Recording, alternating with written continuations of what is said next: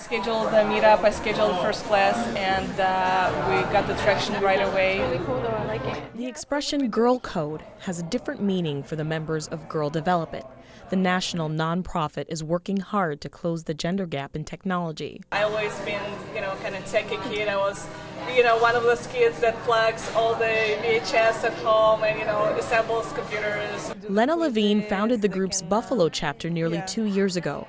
From beginner to advanced, its workshops are almost always sold out. The classes are in-depth, and Girl Develop It offers scholarships to help make them more affordable. They have like HTML, CSS, intro to the web concepts, intro to JavaScript, so all the basics that you need for pretty much any coding job. We have had one lady get a job as a junior programmer, so. Yeah. More women are adding terms like coder and game developer to their resumes. Last year, women made up 22% of the game developer workforce. That was double the 11.5% of females in the field in 2009. That says we've made progress, but we still have a long way to go, a very long way to go.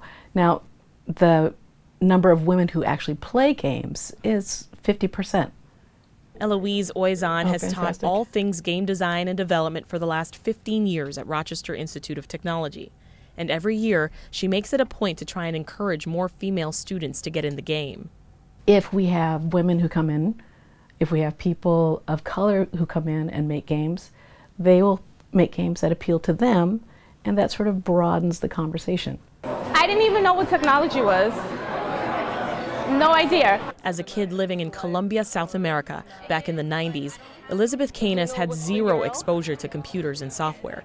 But through the years, technology as she knew it became less scary. When I decided I needed to choose a career, I'm like, I'm going to be a programmer. What I thought programming was learning Microsoft Word, Microsoft Excel, PowerPoint. I would say I'm going to be an expert programmer in these programs.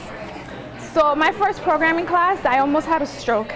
Canis grew up in New York City, and she says back then computer classes weren't a thing until high school, if you were lucky. Nowadays, she lives upstate and says when she hooked up with Girl Develop It, there was no turning back.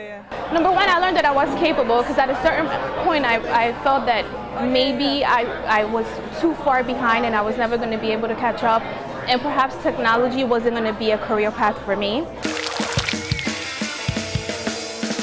There's a massive video game archive at Rochester's Strong Museum. In fact, it's the world's largest collection. It has genres of games made by both sexes. Some of the most compelling, interesting games now, a movement called indie games. Many of those developers are women who are working on those as well.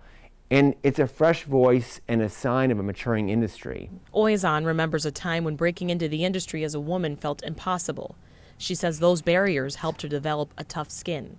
The first woman in this situation, the first brown person in this situation, and all of a sudden you have to be not just competent, you have to be more than competent, you have to be super adjective.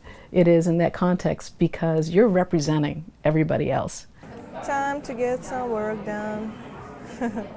The women of Girl Develop It say they have more classes on coding, gaming, and mobile apps in the works, and they're pumped about hosting a second hackathon in the spring.